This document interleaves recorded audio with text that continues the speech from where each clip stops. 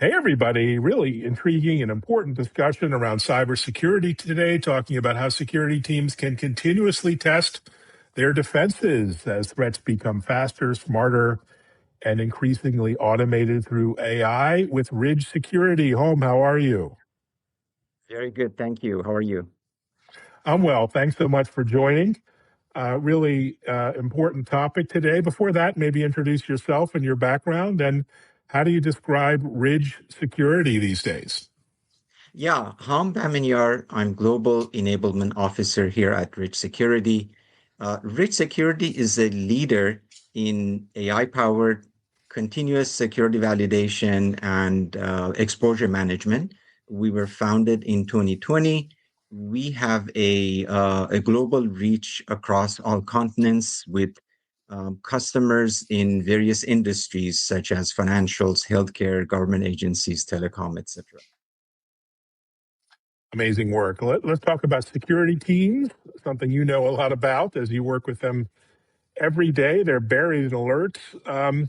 What is the problem that you're solving around this continuous security validation challenge? Sure. Information overload is one of the key pain points that we hear from our customers. We've been hearing for the past few years. There's just too much data. There's too much telemetry from a variety of different security solutions that have been deployed by our customers. So to take one concrete example, if you look at vulnerability assessment tools, they detect and report a very large number of vulnerabilities.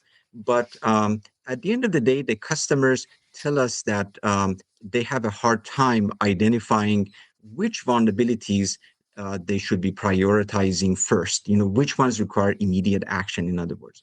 So we've learned that vulnerability score, the score that's assigned by the standards body to the vulnerability, that's not really the best way to prioritize vulnerabilities because, we see some vulnerabilities that are exploited in the wild and they have a medium score, counterintuitive there.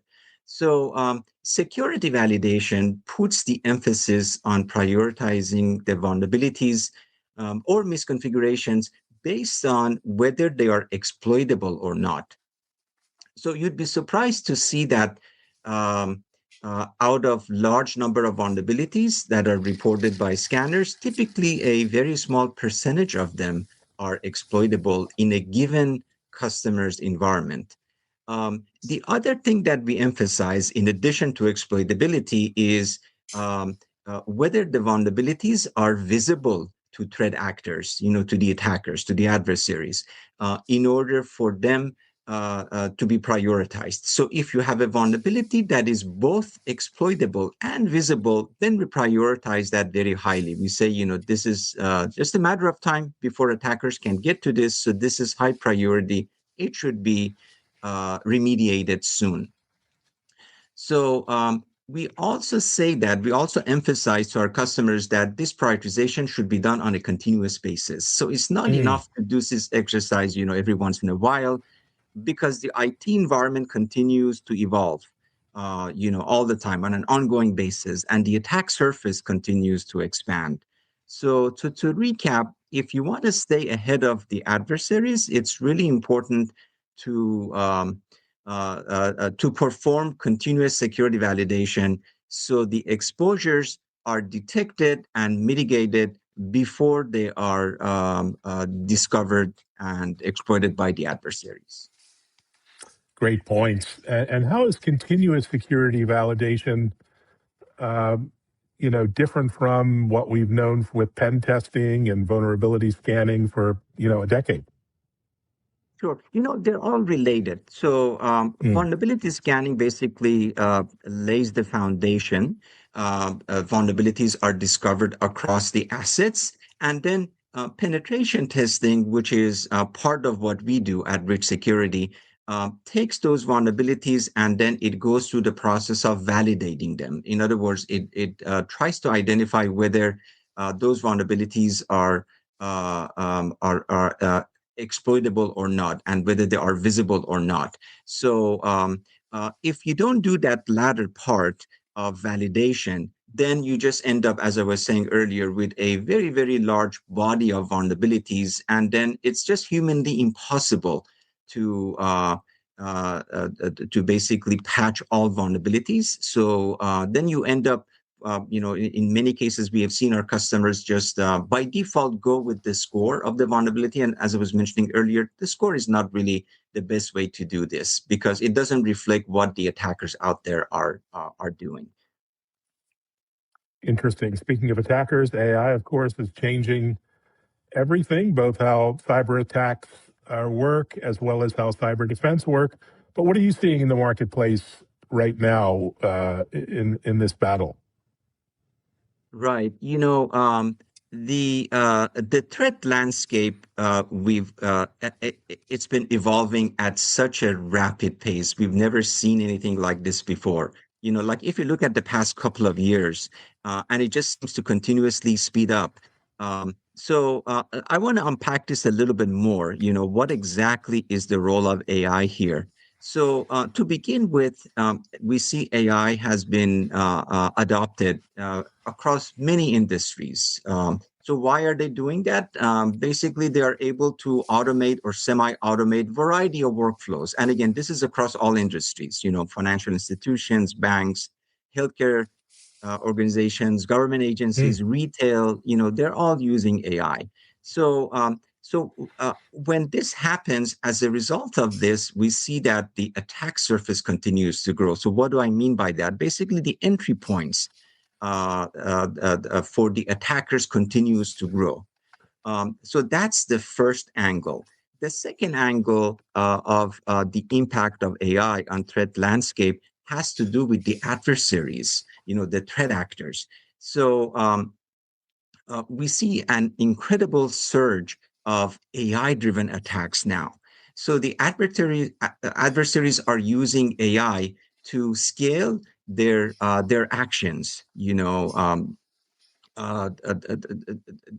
They're also operating at machine speed instead of at human speed.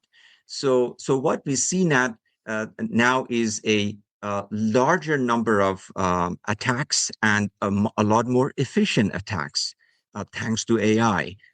So the skill set required for the attackers has been going down because AI is doing a lot of the work for them. So that was the second angle, from the adversary's perspective. The third angle, which I find very interesting, very exciting actually, is in the context of the AI models, AI models, offensive security capability. So we see huge advances there. You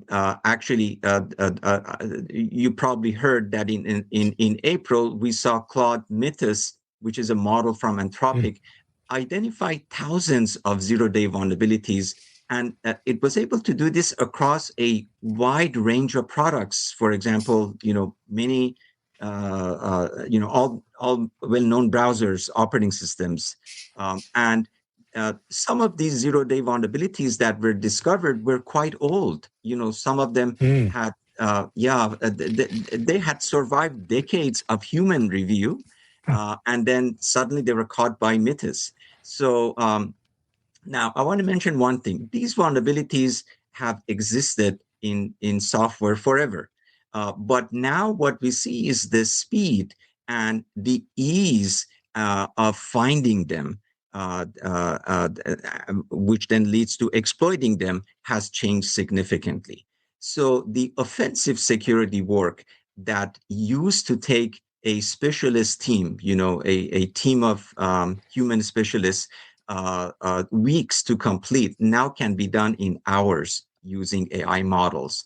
So let me just recap one more time the three key points. So first is that across all major industries, attack surface continues to expand as they continue to make AI part of their workflow. Second point is that AI-driven attacks are happening now at machine speed. They're happening at scale, at machine speed, not at human speed. And the third point is major innovations, major advances in AI models, offensive security capabilities. Wow, what a great summary of where we are. And as these offensive AI tools become more capable, as you described, and really off the shelf in many cases, are organizations testing their defenses often enough? I mean, the annual or quarterly assessments clearly aren't enough. Correct, correct. Now the situation is like this. Organizations are suddenly facing a flood of new vulnerabilities. Of course, they were always used to vulnerability scanners generating huge reports, but now suddenly the number of vulnerabilities has started to skyrocket for them. To us, that means that more than ever before, security teams really need the help of solutions such as ours in order to properly prioritize those findings, those vulnerabilities, the software flaws. So that means from the large number of reported vulnerabilities, we want to help various organizations to identify the ones that are exploitable in that particular organization's specific environment, and then help them to basically take an action on them. So we've been innovating to harness the power of LLMs, models in our upcoming agentic AI offensive security platform, which is going to launch in a few weeks from now. And using that, we want to empower our customers to put their attentions on the vulnerabilities that really matter. So one important factor in the harness is that it shouldn't be tied to one particular model, to one particular, one specific LLM. For example, we see some enterprises have been moving in the direction of adopting one particular vendor's model for their organization. They're standardizing on one particular vendor. Perhaps they get some sort of a discount, and then all employees are expected to just use that model. On the contrary, we also see some organizations that are choosing different models for different purposes. Mm. So they have the freedom to use whatever makes sense for each specific job. They use model from vendor X for one and model from vendor Y for another. So our agentic AI offensive security platform is designed to be model agnostic. We let our customers decide which model they want to use. Now, I should also mention one other fact here.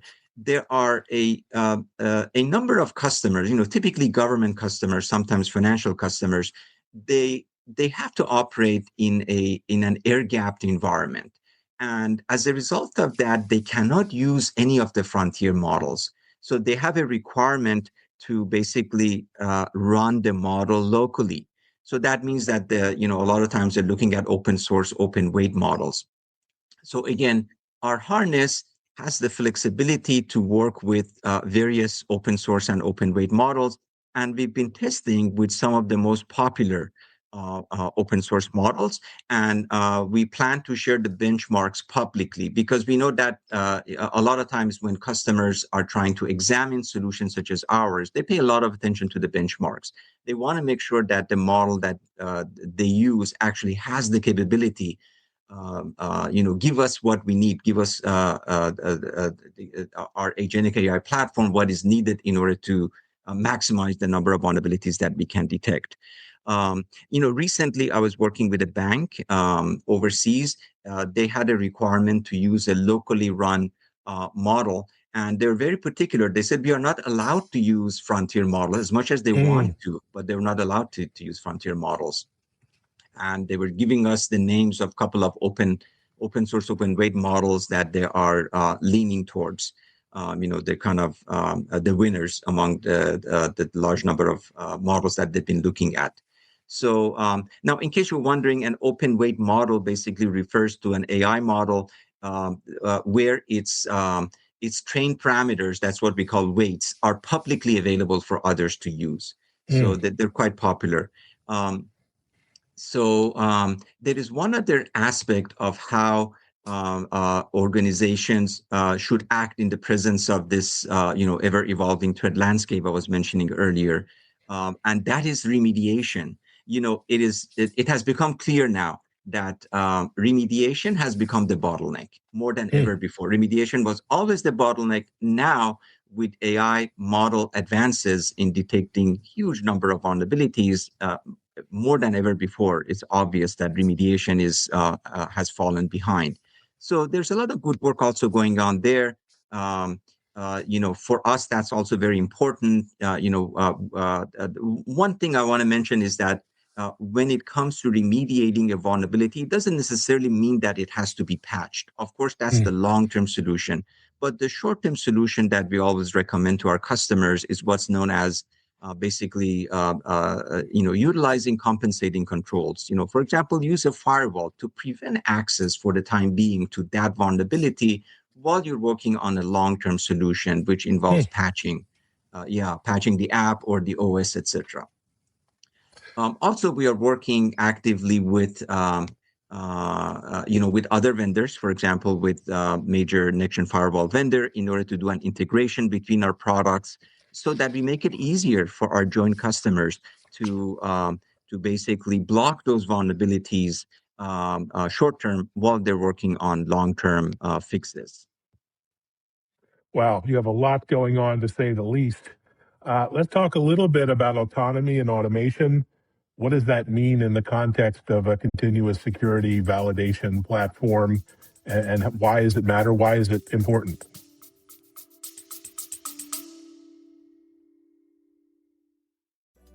AI is changing the game of business. Will you be on the winning team? I'm Jordan Wilson, the host of the Everyday AI podcast, and your coach to help you learn the X's and O's of AI. Artificial intelligence isn't just a new player in the game, it's a new sport altogether. So if you don't quickly put AI into play, your competitors will run up the score.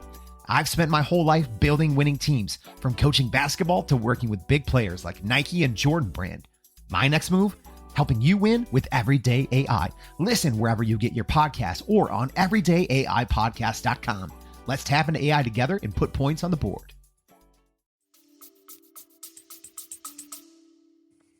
Great question. We hear these terms. For many years, everybody was talking about automation. Now everybody's talking about the transition from automation to autonomy. So before I start focusing on these terms, let me just talk a little bit about another transition that has been going on. This is a transition from traditional IT to what's known as agentic AI. So Mhm. traditional IT has been around for many years, and it is by definition very deterministic. Whereas now we are in the era of agentic AI, the underlying technology there is probabilistic. So I don't want to go into too much technical detail about this, but I just want to share some of the high level attributes of these. Traditional IT systems, they have a highly predictable behavior, and what they generate is very static in nature. Basically, what you give them as input, they use some logic which is deterministic, and then they generate some output accordingly. Very, very deterministic, very static in nature. Agentic AI systems, in comparison, they actually learn and they adapt depending on the environment that they're running in. So you can think of it as that environment basically becomes the context for them. So they learn from that environment, and then they adapt to it. The information that they have, they adapt it to that environment, and then they generate a dynamic output. So very, very different way of looking at things, solving problems. So again, traditional IT systems have been very static. Agentic AI systems are very adaptive. So, how are agentic AI systems adaptive? Adaptive. What makes them adaptive? One key attribute is that they are autonomous. So they're able to autonomously communicate with the environment. They can autonomously decide what tools to use to probe their environment. And then at the end of the day, they would learn from the environment. So they can absorb what we refer to as environmental feedback quite well. So, at the core of agentic AI systems is autonomy, because it's the autonomy that enables the series of agents to communicate with their environment using whatever tools, learn, and then adapt the knowledge that they have. For example, the knowledge of variety of attacks that is all captured in an LLM, in an AI model. Adapt that to, for example, a particular asset, for example, a particular Windows server or Linux server that is being tested right now. So, in order to see that adaptive approach, autonomy is critical. So, if you run one AI agent in two different environments, you're likely to see two different outputs. Why? Because the AI agent is able to adapt what it knows to the environment where it is placed, and then learn from it and dynamically produce a response that is relevant to that particular environment. So now let me take a moment to basically tie everything together. What does all of this have to do in the context of continuous security validation? So we have our upcoming product, which, by the way, is called RigGen. That's a multi-agent system. It has a series of specialist agents. Each specialist agent can act autonomously. Each specialist agent has access to a vast series of tools, and it autonomously decides what tools make sense for it to use in order to solve the problem that is given to it. So, in addition to that, each agent has access to a vast knowledge in the model. So I'm referring to this knowledge that I'm talking about is basically the vast body of attack methods and techniques and tactics that have been used by real world hackers. And all of that information is captured somewhere in the model. So this information basically is part of the model, and the specialist agent is able to absorb, thousands and thousands of attack types and attack techniques, far more than a human tester can do, and then apply this vast knowledge to one specific asset, and using the autonomous behavior that it has to decide what tools to use to communicate with that asset, to put all that vast knowledge in the perspective of that one asset and see whether any of those vulnerabilities are there or not. So the important thing is that it does it in an adaptive way. It doesn't, it is quite feasible for our product RigGen to also discover vulnerabilities that had never been seen before. That means zero-day vulnerabilities. So that's a key attribute of an autonomous agentic AI platform such as RigGen. Brilliant. So let's boil it down. What does this all mean for, overwhelmed security teams? Any feeling for how it can reduce noise, reduce impact, overwhelm, stress to those real teams on the front lines?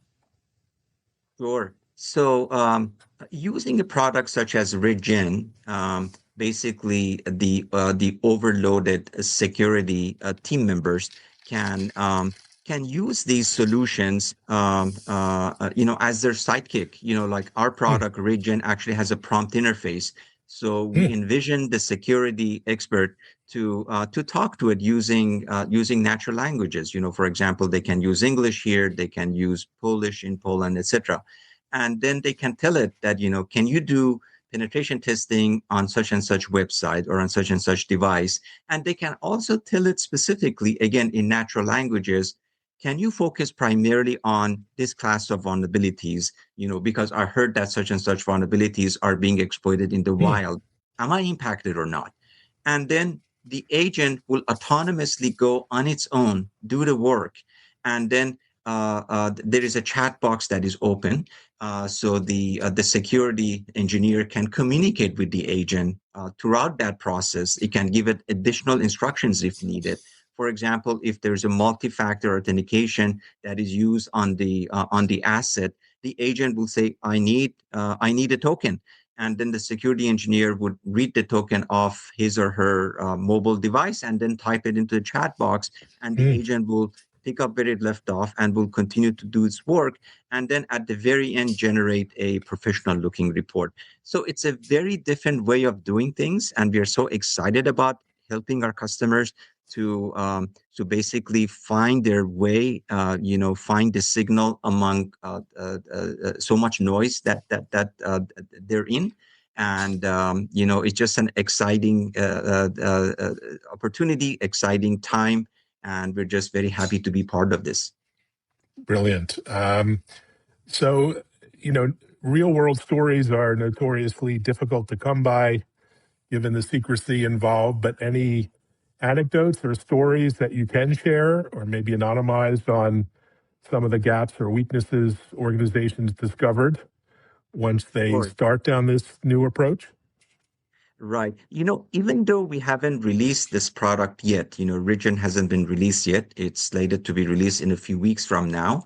But we made it available, like an early availability for some customers, some of our existing customers. And some of them gave us amazing feedback. They said that, they were able to find, for example, one of them was a bank, some SQL injections that had gone undetected in the past. They were very happy to see that just by deploying a RigGen in their environment, they were able to detect a number of SQL injections that, for who knows for how long, they had gone undetected in the past. Wow. And again, we look forward to more stories like this.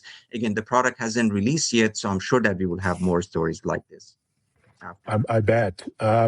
We have Black Hat coming up. What are you hoping to see or learn or share at Black Hat this year on, everyday enterprise security? Yeah, glad you brought that up. Actually, we plan to announce our product during Black Hat. It's a great audience there. All the ethical hackers and variety of security companies are present there. So we'll be announcing the availability of product there, and then we will be, of course, walking the floor.